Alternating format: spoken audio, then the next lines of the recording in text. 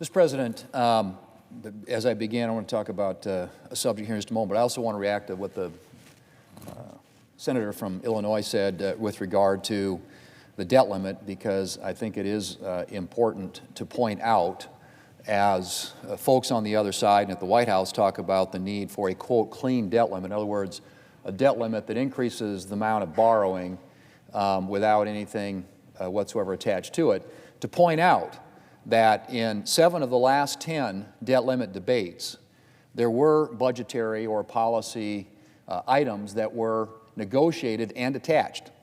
7 of the last 10 debt limits. Many of those insisted upon by the Democrats at the time. And in fact, I pointed this out yesterday, but President Biden, when he was vice president back in 2011, made statements that he couldn't understand how anybody could not understand the importance or the need to negotiate on a debt limit increase other policy matters related, hopefully, to spending and debt. But it seems to me, at least, that a debt limit debate presents an opportunity to actually do something about the debt and to address the issue of spending. And there have been a number of good suggestions made in a bill that's sent over to us from the House of Representatives about how to do that, about how to save money, how to make government more efficient, reallocate, reprioritize how we spend money, and hopefully reduce the amount of debt that we actually have going forward, and perhaps the need to, again, raise the debt limit, because it seems like every time we have this conversation, everybody laments the fact that we have to do this and we have this huge debt. Well, one way to address that would be to actually have a conversation about what we might do to reduce the debt in the form of spending reforms and budgetary changes that could address both the spending and the debt issues. So 7 of the last 10 times that has happened, and in many cases instigated by the Democrat leaders, including Senator Schumer. So one other observation about that, because I think it's important, is you talk about spending and debt, think about just the absolute aggregate levels that we're now dealing with in terms of debt. And I make this point because back in 2010, the amount that we spent annually on interest in the debt was a little under $200 billion.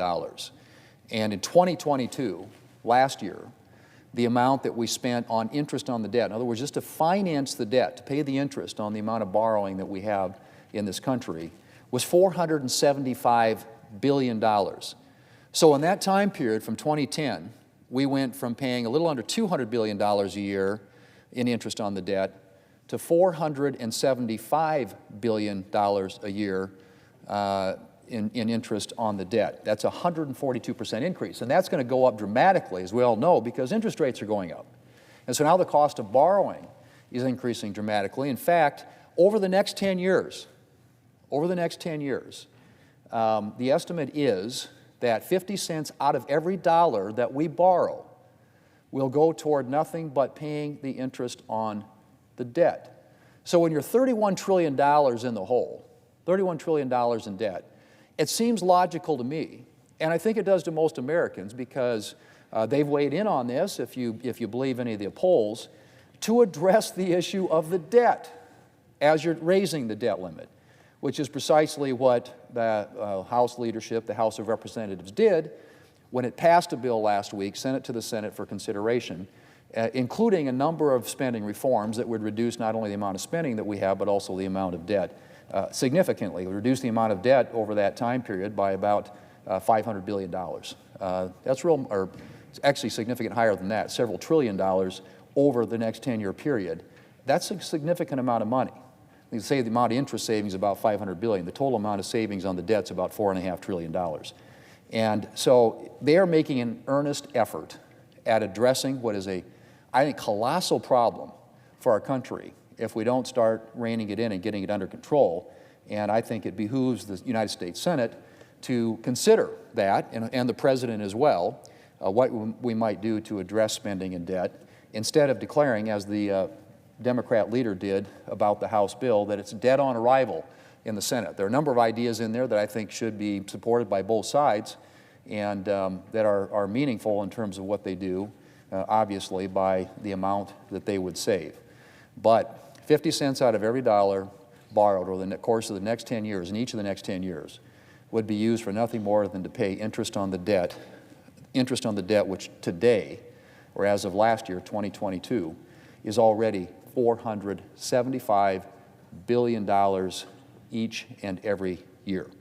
65% of the American people, including 58% of Democrats, think that before we raise the debt limit, we ought to do something to put some restraints in place, some budgetary restraints that control the amount of spending in this country and therefore the amount of deficit and debt that we rack up.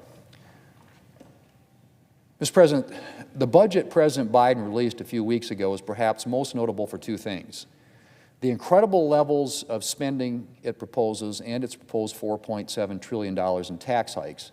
And again, in light of what I just mentioned with respect to the debt and the deficit, it seems ironic that you would put a budget on the table that would dramatically increase the amount of debt. At the end of the 10-year period, the debt would be $50 trillion. It would increase $17 trillion under the President's budget.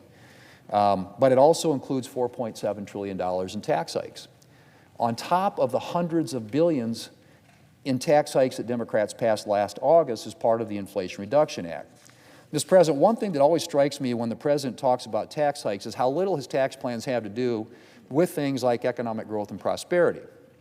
Taxes, of course, have a huge impact on our economy and our capacity for prosperity, and I don't need to tell anyone that. The more in taxes that individuals and businesses pay to the government, the less money they have to save, spend, and grow. And you would think that everyone would be able to agree that our tax system should promote both individual prosperity and economic growth. But, as I said, when you hear the President talk about taxes, specifically about raising taxes, since that's mostly what the President talks about on the tax front, you don't usually hear him focusing on the ways in which his tax plans will help grow our economy. His interest in taxes is not in growing our economy, it's in financing the growth of government and furthering a highly partisan progressive social agenda. President Biden and Democrats have big plans for expanding the federal government, and to do that, they need more taxpayer money. And they regard tax policy not as a way to help secure economic prosperity, but as a way to collect that money so that they can follow through on their plans for new and ever-expanding government programs. And they spend little, if any, time considering how their high tax agenda might damage our economy or burden American families. And, Mr. President, I would say that is a striking contrast to how Republicans think about taxes. Republicans' primary interest when it comes to tax policy is not about how to bring in more money for the federal government. It's about how to help our economy grow to expand prosperity for all, which in the end always brings in more revenue for the government. When the economy is growing and expanding, people are paying more in taxes. We believe that tax policy should be pro-growth, pro-opportunity, and pro-taxpayer. The historic reform of our tax code that we passed in 2017 is a perfect example of this. Prior to our 2017 legislation, the Tax Cuts and Jobs Act, our tax code was not working for taxpayers or for our economy. It was taking too much money from Americans' paychecks. It was making it difficult for businesses large and small to create jobs, to increase wages, and to grow. And it contained perverse incentives for companies to park profits abroad and avoid manufacturing things here in the United States. Republicans knew that if we wanted our country to thrive, our outdated tax code needed to change. And so we set to work to reform our tax code to help grow our economy and allow Americans to keep more of their hard-earned money. We lowered tax rates across the board and simplified the tax code so that hardworking Americans would pay less in taxes and spend less time filing them every April.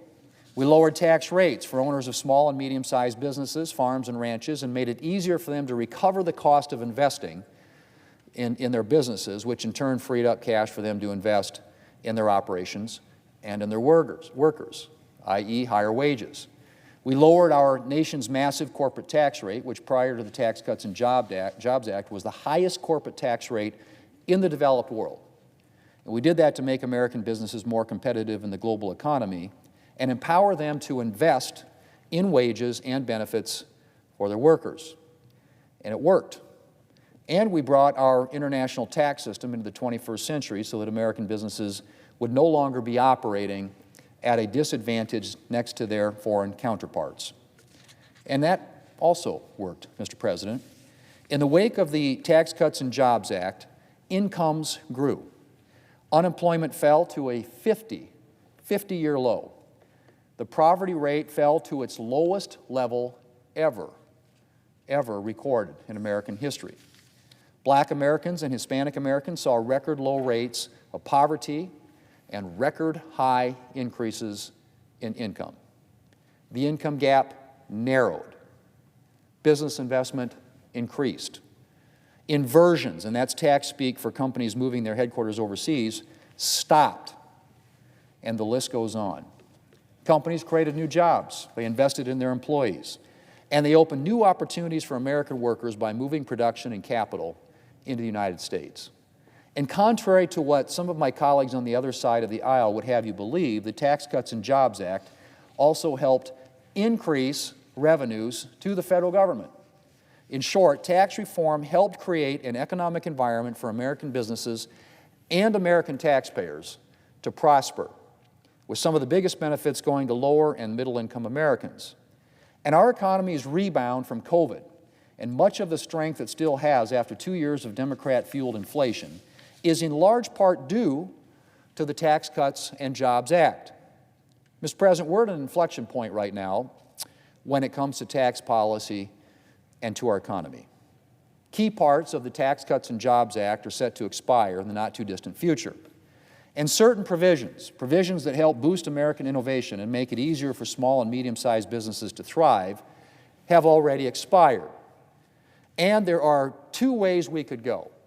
We can either maintain and build on Tax Cuts and Jobs Act policies designed to help businesses grow and expand opportunities for American workers, or we can move in the direction the President is moving, which is dismantling pro-growth provisions of the Tax Cuts and Jobs Act and making tax hikes the focus, with the intent not of growing the economy, but of growing the federal government. I, for one, believe we should be focusing on tax policies that help spur economic growth and help allow Americans to keep more of their hard-earned money. And I intend to do everything that I can to preserve the economic benefits of the Tax Cuts and Jobs Act by working with my colleagues to expand and make permanent its policies.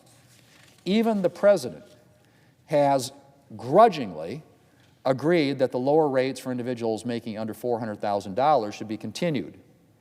And I hope that he will work with members of Congress to make that happen in the very near future. But we need to extend not just the lower individual rates that Republicans implemented, but the other tax policies that helped American businesses grow, ensured more individuals can save for their retirement, and provided new opportunities for Americans to invest in their future. American workers don't just need reasonable tax rates. They also need a thriving economy. The kind of economy that produces good jobs with good wages and rewarding careers. That's the kind of economy the Tax Cuts and Jobs Act helped create. And that's the kind of economy that we need to be fighting to create for the future.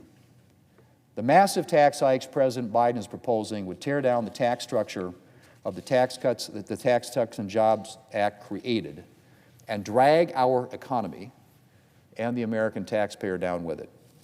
And I will do everything that I can to prevent the President's job-killing tax hikes from being implemented. We don't need a pro-government tax code. We need a pro-growth, pro-opportunity, and pro-taxpayer tax code.